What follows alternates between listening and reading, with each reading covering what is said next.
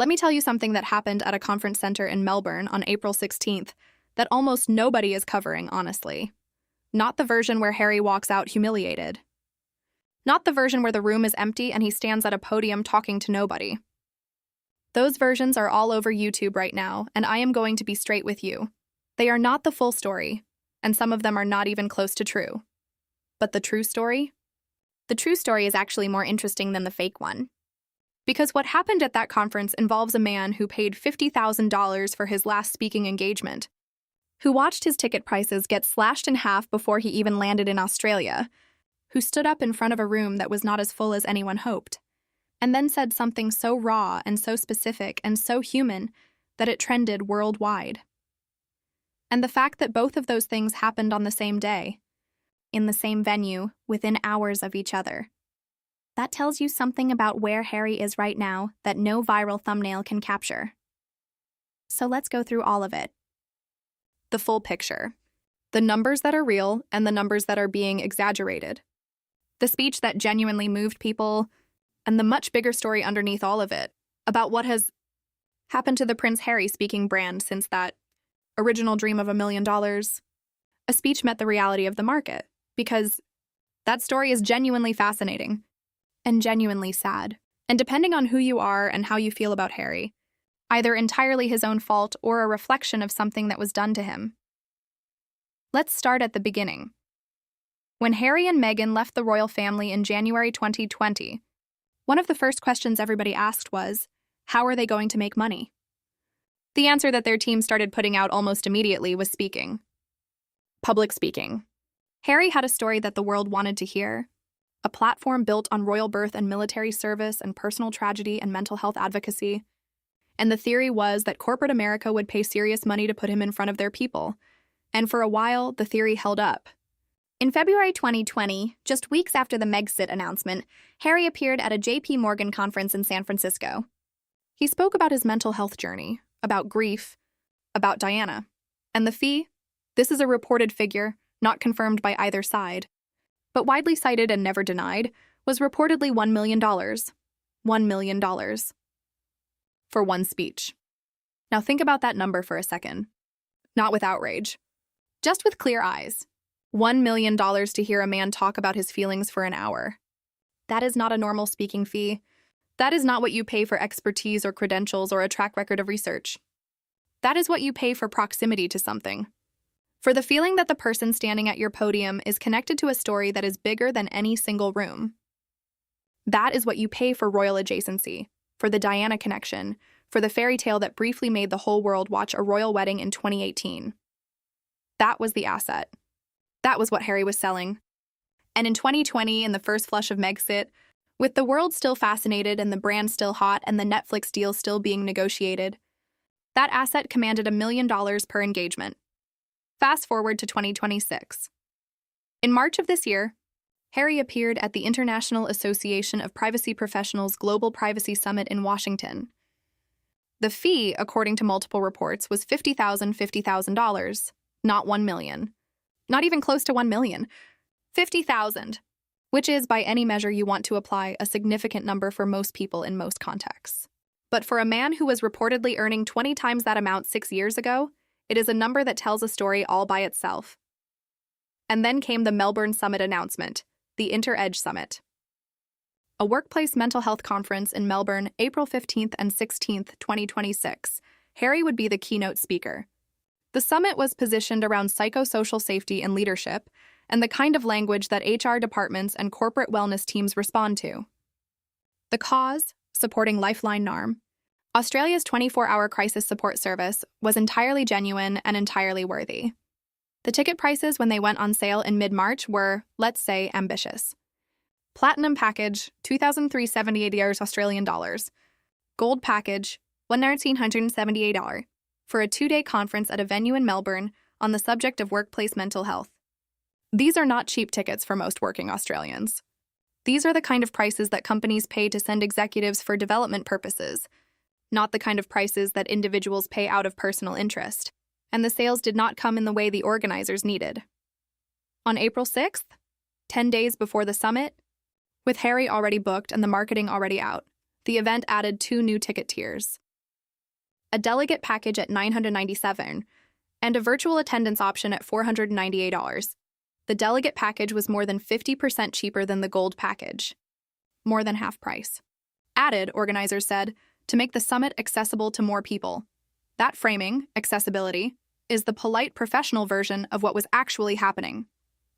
What was actually happening is that the tickets were not selling at the premium price, and with 10 days to go before the keynote speaker was due on stage, someone made the decision that filling the room was more important than maintaining the price point. Now, I want to be precise here because some of what is being said about this event online is genuinely misleading, and it is not fair to Harry or to the organizers or to the mental health cause. The summit was supporting the claim that only 42 people showed up. That is a YouTube title number. It is not verified by any credible source. The photos from inside the venue that circulated online did show some empty tables. That is real and documented. But an empty table at a conference does not mean the person who bought that ticket was not in the building. Conferences have breakout sessions, networking areas, coffee stations. People move around. Not everyone is sitting at their table during every session. The photos that circulated were selected, as photos always are, to tell a particular story. What is not in dispute is this. The tickets were slashed by more than half 10 days before the event, which means someone who bought a platinum ticket at $2,378 in mid-March was watching a few weeks later, as seats at the same event became available for $997. That is not a great experience for the early adopters. And it tells you something real about the commercial demand for Harry's presence at a paid event in 2026. The organizers, for their part, confirmed that Harry was not understood to have received a fee for the Melbourne appearance, which is significant. The Washington fee, the $50,000, was for a different event. The Melbourne speech, with the tickets struggling and the charity supporting Lifeline NARM, does not appear to have been a paid engagement, which changes the framing considerably. A man who is not being paid to speak at a charity supporting event for a mental health cause he has championed for years is a different story from the screaming thumbnail version of Harry getting humiliated for money he was not even receiving. But here is the thing about that distinction. Even accounting for all of that nuance, even being generous and fair about the specifics, the broader pattern it sits inside is real, and it is worth talking about honestly, because the ticket price slash did not happen at the JP Morgan conference in 2020. It did not happen at the Better Up Summit when Harry was their chief impact officer. Those events did not need to cut prices in half to fill seats.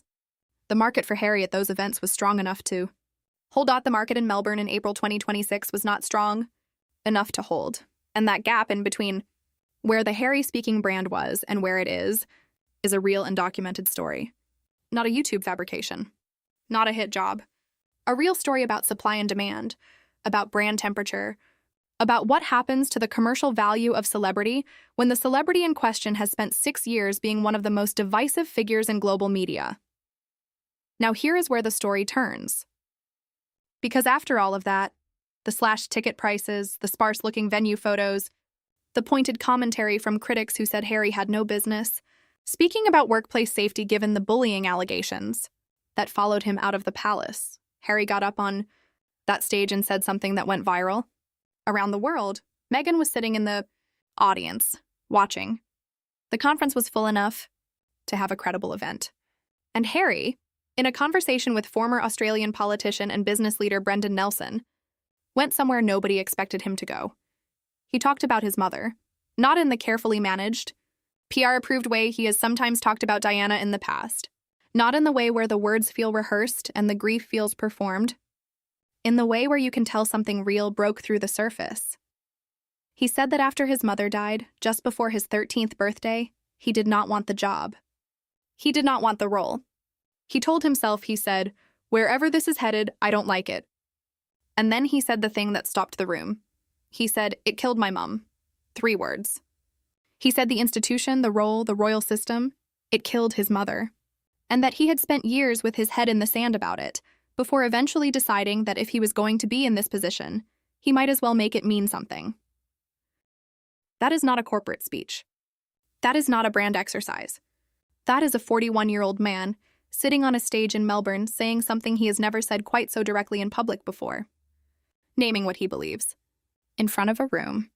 With Meghan watching. The speech trended in the United States.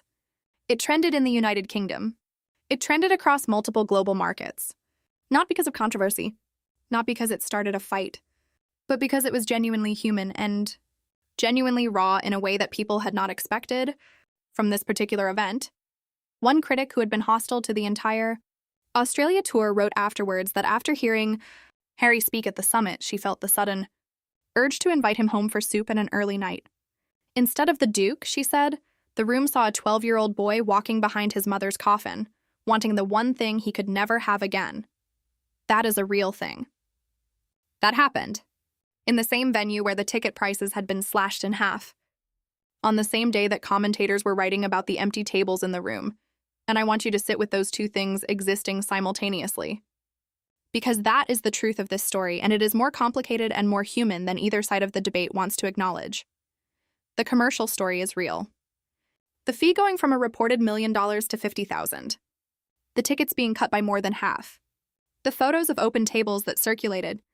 These things are documented and they matter, and they tell you something about where brand Sussex sits in the market in 2026. But the human story is also real.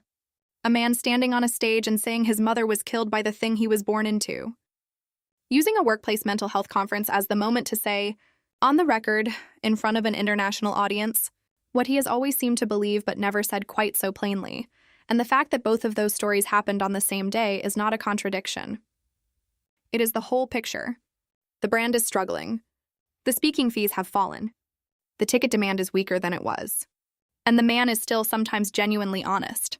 Sometimes genuinely moved by his own life in a way that cuts through the noise. You can hold both of those things in your hands at the same time. The commercial decline and the human moment. The empty tables and the Diana speech. The $50,000 Washington fee and the Melbourne room that went quiet when he talked about his mother. Now let's talk about the wider context of what is happening to Harry's speaking career. Because the Melbourne story does not exist in isolation. It is part of a pattern that started well before Australia and will continue well after. When Harry and Meghan left in 2020 and started building their American life, the speaking circuit was supposed to be one of the pillars of their financial independence. Harry had been hired as Chief Impact Officer of BetterUp, a mental health and coaching company, a role that positioned him as both a public advocate and a corporate asset. The salary and the association gave him credibility in the wellness and professional development space. He was speaking at events and his fees were substantial, but BetterUp ended their relationship with Harry in 2023. The Spotify deal for Meghan's podcast had already collapsed. The Netflix deal was being scaled back. The Archewell Foundation's public profile was diminishing. And without the institutional backing of those major partnerships, Harry's value as a speaker at premium corporate events was no longer being amplified by affiliation. He was standing on his own, which sounds like independence, which is what they said they wanted, and which turned out to mean something different commercially than it did personally, because here is what the celebrity speaking market rewards. It rewards either very high name recognition combined with positive associations, the kind of person a company wants to be seen booking, or very specific expertise and authority in a relevant field. Harry has the name recognition. He does not have entirely positive associations, at least not with the corporate demographic that pays top dollar for keynote speakers. And the expertise in mental health, while genuine in terms of personal experience, is not the same as clinical or research-based authority, so the market has adjusted. And $50,000, while an enormous amount of money by ordinary standards, represents a very significant adjustment from where the brand was when it arrived in California 6 years ago. The question that Harry's team has to be grappling with right now is not whether this specific speech went well or badly. The Diana moment clearly went well. It trended. People were moved. Critical journalists softened. That is a real outcome. The question is whether that kind of outcome, the raw, emotional, viral moment, translates into the commercial market, value that Harry needs his speaking career to generate. Because the emotional power of saying the royal system killed my mother is not the same currency as the commercial power of filling a room at $23.78 a seat. One moves people, the other pays the bills. And right now, as the Australia tour winds down and the couple returns to Montecito, those two currencies are not trading at the same rate. Harry can still fill a room with emotion. He demonstrated that in Melbourne. he can still say something that stops the conversation and makes the world pay attention. The Diana comment will be in headlines for days. It will be referenced in books about his life. It is a genuinely significant public statement. What he cannot yet demonstrate is that those moments translate back into the premium commercial demand that the brand needs to sustain itself.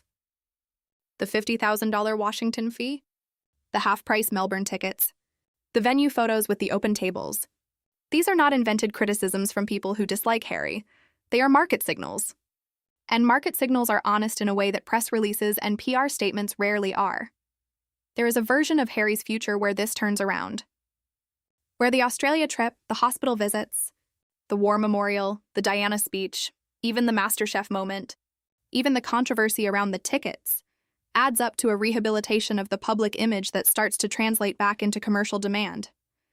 Where the brand temperature rises again. Where the speaking fees start climbing. Where the rooms fill up before the prices have to be cut. That version is possible. It is not guaranteed. And whether it happens depends on something that is ultimately outside the control of any PR team or any carefully managed tour itinerary. It depends on whether people believe him, not whether they like him, not whether they agree with his politics or his choices or his relationship with his family. Whether they believe that when he stands on a stage and says the institution killed his mother, he means it. Whether the rawness lands as real or as another calculated performance in a 6-year sequence of calculated performances. In Melbourne on April 16th, from the accounts of people who were in that room, something landed as real. A columnist who went uncritical came out wanting to make him soup. The room went quiet in a way that rooms go quiet when something true is being said. That is worth something. It is worth something real. Whether it is worth $2,000 a seat is a different question. And right now, in April 2026, the Australian market has answered that question with ticket price cuts, and the Washington market has answered it with a $50,000 fee. The man and the brand are not the same thing. And in Harry's case, that gap between the man who can say something that moves a room and the brand that cannot fill a room at full price might be the most honest and most human story of everything that has happened on this Australia tour. He is still capable of the real thing. He proved that in Melbourne. The question is whether the real thing is enough to rebuild what the brand has lost. And nobody, not his team, not his critics, not the people who were moved by the Diana speech, and not the people counting the empty tables, knows the answer to that yet. If you want to follow what happens next, the Meghan retreat, the palace reaction, what comes after Australia, subscribe and drop a comment. Because I will be watching every piece of this.